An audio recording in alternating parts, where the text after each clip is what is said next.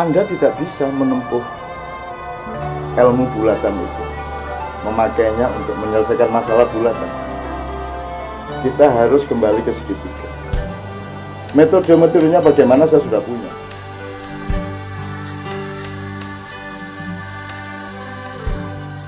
Ada gambar bulatan terus berada di dalam segitiga. Sebelum kita jelaskan ini, Islam itu kan, atau agama itu kan, bukan bahwa dia golongan atau korps atau institusi. Yang penting dia adalah informasi dari Allah, dari Tuhan, yang manusia nggak mungkin mencarinya. Itu yang disebut agama. Nah, agama atau informasi Allah itu difahami, ditafsirkan, ditadaburi, dianalisis oleh manusia. Nah, informasi itu dengan analisis atau tafsirnya kan ada jaraknya. Jadi semua yang kita omongkan ini tetap pada level penerjemahan. Jadi kita ini bukan pendapat yang solid, ini adalah menjalankan kewajiban agar supaya informasi dari Tuhan itu kita terjemahkan, kita aplikasikan. Nah, salah satu yang dilakukan Ma'iyah adalah menggambar urusan kehidupan itu dengan ada bulatan yang terletak di dalam segitiga. Disitulah masalahnya manusia berada, disitulah hidupnya manusia, disitulah susah dan sedihnya, disitulah dia mencari jalan keluar dan seterusnya. Bulatan itu adalah terserah Anda, bisa bergambar Anda dan keluarga, ku anfusakum wa ahlikum naro, bisa komunitas Anda, Ma'iyah, komunitas sepeda gembira, komunitas ojek atau apapun, atau pokoknya di mana Anda bertemu dengan orang lain dalam jumlah berapapun, di mana Anda punya komitmen yang sama, punya cita-cita dan keluhuran yang sama. Jadi gambar yang pertama Anda dan keluarga, terus nanti bikin gambar yang lain segitiga dengan bulatan. Bulatan yang kedua adalah komunitas atau di mana orang bertemu karena nilai. Gambar yang lebih gede pasti adalah bangsa Anda dan tanah air Anda dan negara Anda. Yang keempat pasti gambar dunia, karena manusia ini oleh Tuhan ditaruh di bumi. Maka kita gambar bulat. Disitulah manusia mencari ilmu, disitulah manusia menerapkan ilmu, disitulah manusia ketemu masalah. Dan dengan ilmu-ilmu yang dia dapatkan di bulatan itu pula dia akan menyembuhkan penyakit, dia akan menyelesaikan masalah, mencari solusi-solusi. Nah, Ma'iyah menerjemahkan informasi Allah itu dengan agak berbeda. Jadi kalau masalahnya berasal dari bulatan, maka ada asumsi bahwa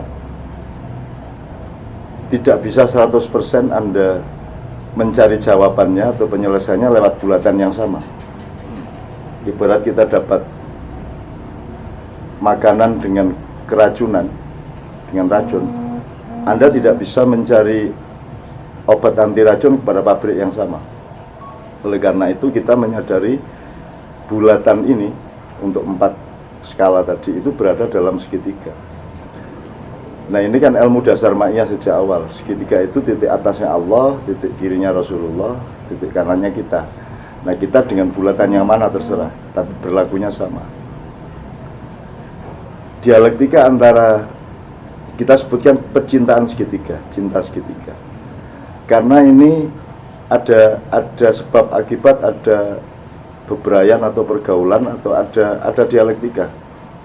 Jadi kita misalnya minta sama Tuhan, bergantung sama Tuhan, itu Tuhan mempersyaratkan, ya tapi saya punya kekasih, kalau kamu tidak concern sama kekasih saya juga ogah-ogahan mengabulkan.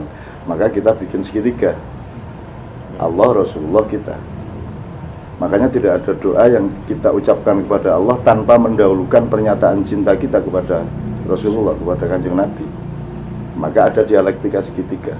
Kalau sekarang kita punya masalah-masalah pribadi, keluarga, komunitas, Indonesia dan dunia, maka solusi yang bisa kita bayangkan bukan solusi di dalam bulatan, tapi solusi segitiga.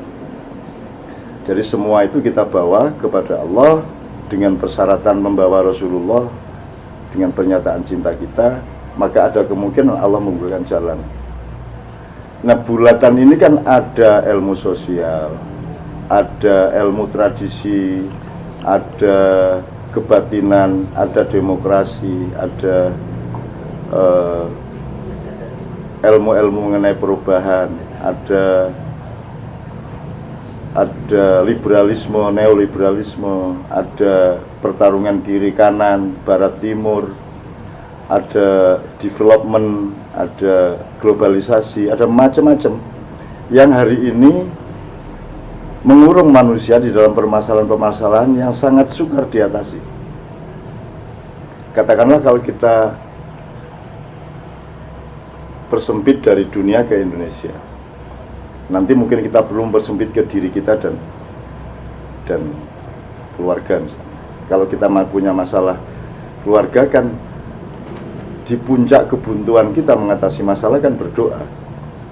Terserah prosedurnya melalui sholat malam, melalui berpuasa segala macam, tapi kan melibatkan titik atas dari segitiga itu. Jadi segitiga tadi itu sebenarnya bukan barang baru, karena setiap orang sebenarnya punya konsep itu. Setiap orang kan akan baik dia beragama atau tidak, asalkan dia sudah pernah mengeksplorasi kehidupan sehingga menemukan ada yang paling berkuasa, terserah namanya apa, Allah, apa Yehova, apa Manito, apapun, Sang Yang Wenang, Sang Yang Tunggal, Sang Yang Widi, dan apapun saja. Tapi kemudian di puncak keterbuntuan hidupnya, dia pasti akan lari ke harapan terhadap yang punya kehidupan. Makanya kalau orang Jawa ada Gusti Allah rasare, ya, Gusti Allah tidak pernah tidur, terus ngunduh wong pakarti. Itu kalau bahasa Al-Qur'annya wa may ya'mal mithqala dzarratin khairan yarah wa may ya'mal mithqala dzarratin syarran yarah, dan seterusnya. Itu ada paralel antara informasi Allah dengan ijtihad manusia. Sebenarnya penemuan manusia itu sudah benar, tetapi kalau ada firman yang kompatibel dengan itu, maka manusia mendapat peneguhan dan kemantapan yang luar biasa. Makanya ayat Allah yang kemudian disebut agama itu adalah satu informasi, dua simbol, tanda-tanda yang harus kita cari. Nomor tiga, ajakan untuk diskusi. Artinya ada sesuatu dalam hidup ini yang dilematis, yang simalakama, dan itu nanti tidak berujung pada kebenaran objektif, tapi berujung pada pilihan subjektif, ya, pada masing-masing orang, karena masalahnya tidak bisa diobjektifisir. Nah, dari situ manusia mendapat kemantapan, karena Tuhan juga mengatakan hal yang sama, sesuatu yang sudah lama ditemukan, termasuk oleh nenek moyang kita dulu. Nah, sekarang kalau kita baik itu masalah pribadi, keluarga, komunitas, dan kemudian masalah Indonesia, atau mungkin masalah umat Islam sendiri. Kalau umat Islam kan mestinya bisa dipastikan bahwa solusi yang dia cari bukan solusi bulatan, tapi solusi segitiga. Solusi segitiga yang mengandung kebulatan. Artinya umat Islam tidak bisa memenjarakan dirinya di dalam bulatan, kesadaran-kesadaran bulatan, kan gitu. Misalnya negara sekarang, kalau kita plus ke Indonesia, Indonesia ini kan sejak awal memang sudah segitiga. Dengan bulatan Indonesia kita punya ketuhanan yang Maha Esa, berarti ada urusan sama Tuhan, mungkin ada ketergantungan sama Tuhan, juga ada resiko dari Tuhan, dan lain sebagainya, gitu. Nah, sekarang kalau kita lebih efektif kepada apa yang terjadi sekarang ini, Indonesia sedang berada di dalam satu situasi yang sangat krusial, yang sangat complicated, yang sangat bermasalah dengan harta bendanya di tanah air, tambang, laut, darat, atau apapun, yang sangat bermasalah dengan irigasi keuangannya, yang sangat bermasalah dengan harga diri kebangsaannya, yang sangat bermasalah dengan kedaulatannya sebagai manusia Indonesia, manusia Nusantara, dan seterusnya. Kemudian komplikasi-komplikasi itu kita bayangkan dicari jalan keluarnya. Sementara untuk menempuh jalan keluar kalau secara bulatan, di situ nanti ada trias politika, ada DPR, MPR, ada eksekutif, ada yudikatif, yang tatanannya pada saat ini menurut saya terlalu panjang dan terlalu beresiko untuk dijadikan solusi menyelesaikan masalah Indonesia yang sangat complicated itu. Misalnya Indonesia tidak mengenal perbedaan negara dan pemerintah. Indonesia tidak mengenal perbedaan antara, kalau bahasa Jawanya, keris dengan pedang. Tidak mengenal perbedaan antara begawan dengan ilmuwan. Tidak mengenal perbedaan antara punokawan dengan raja. Dan lain sebagainya, banyak sekali. Kalau sekarang Anda ada orang yang kecewa terhadap eksekutif, presiden, menteri, dan jajarannya. Kemudian kalau Anda berbeda pendapat saja, apalagi terbalik pendapatnya dengan pendapat yang sedang memerintah, dengan mudah Anda bisa dituduh anti NKRI, dituduh makar, dituduh mau kudeta, dan seterusnya. Cukup dengan fakta bahwa Anda punya pendapat yang berbeda. Upamanya ada yang berpendapat, seharusnya kita ini dulu adalah, karena kita ini Indonesia, kumpulan dari komunitas-komunitas yang sangat banyak, ribuan di tanah air, maka begitu kita membangun persatuan, itu ya jangan bikin negara, karena negara ini kan import dari barat. Kita bisa pilih satu formula atau satu bentuk yang merupakan kontinuasi dari apa yang sudah ada dulu sejak berabad-abad yang lalu. Maka seharusnya panitia persiapan kemerdekaan dulu mempelajari masa silam dulu, baru mencari bentuk. Misalnya bentuknya misalnya persemakmuran antar perdikan, persemakmuran antar keraton, persemakmuran antar komunitas, atau apapun namanya, ya. Terus dipilih, ini baiknya kesatuan apa persemakmuran, federasi apa satu entitas, kan gitu. Kita kan nggak mikir itu, kita langsung bikin republik, negara kesatuan, dan seterusnya, dan kita langsung pakai mesinnya namanya demokrasi. Terus kita sangat percaya kepada ilmu-ilmu yang kita import. Dan sekarang saya tidak menemukan ada ilmu apapun yang dipakai di dalam bulatan ini yang bisa menyelesaikan masalah. Wong sekarang kita berpendapat, lah ini gimana kok negara nggak beda sama pemerintah, kok pemerintah merasa negara, itu aja udah bisa dituduh makar. Terus kita bilang NKRI harga mati, sementara kita sudah membuat dia tidak berharga mati. Kita bilang UUD 45, yang faktual kan UUD 2002. Lebih iki.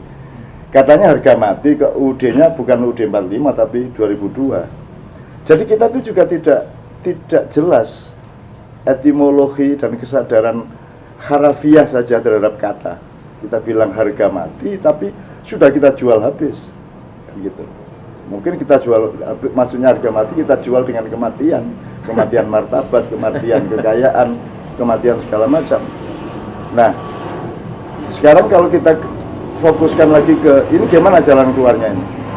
Sekarang negara itu dulu katanya dibikin untuk supaya semua orang yang bergabung di situ terlindung. Terlindung itu maksudnya Anda punya hak primer terhadap tanah. Yang kalau tamu boleh kita tampung, tapi dia tidak punya hak primer terhadap tanah air ini, kan gitu. Atau negara itu yang mengatur stabilitas harga, yang pedoman utamanya adalah rakyat tidak diberatkan. Apa yang disebut rakyat itu petani tembakau kayak petani berambang, kayak petani kopi, kayak apa segala macam. Kan ada tiga, satu yang menanam, dua yang membuat hasil tanaman itu menjadi komoditi yang berkembang dari asli dari tanahnya, kemudian yang menjual atau memasarkan. Negara seharusnya mempersatukan tiga ini. Petani itu berkoalisi sama kreator atau teknologi hasil pertanian, kemudian bersatu dengan atau dalam satu rangkaian yang simbiose mutualistik dengan yang ketiga, yaitu yang memasarkan, yang menjual, kan gitu. Negara memelihara kesatuan tiga ini.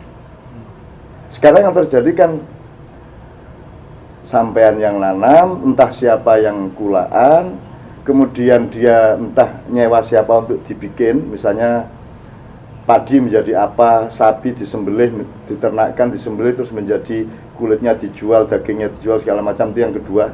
yang sina'ah, yang pertama ziro'ah, yang ketiga tijarah.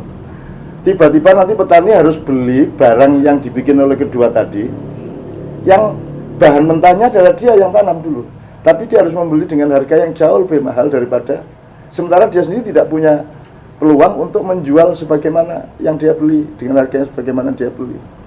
Jadi negara ini seharusnya kan berfungsi untuk menjadi pencipta satu simbiose mutualistik antar semua unsur, apa itu dalam ekonomi, dalam politik, di dalam kebudayaan, di dalam kehidupan keagamaan atau apapun. Kan mestinya negara yang mempersatukan, yang berkewajiban, karena mereka dibiayai oleh rakyat, mereka adalah rumah rakyat. Terus negara punya pembantu rumah tangga yang namanya pemerintah, maka pemerintah yang harusnya diperintahkan oleh negara untuk, diinstruksikan oleh negara untuk membangun mekanisme dan komprehensi dari tiga tadi, dari yang nanam, yang bikin, dan yang jual.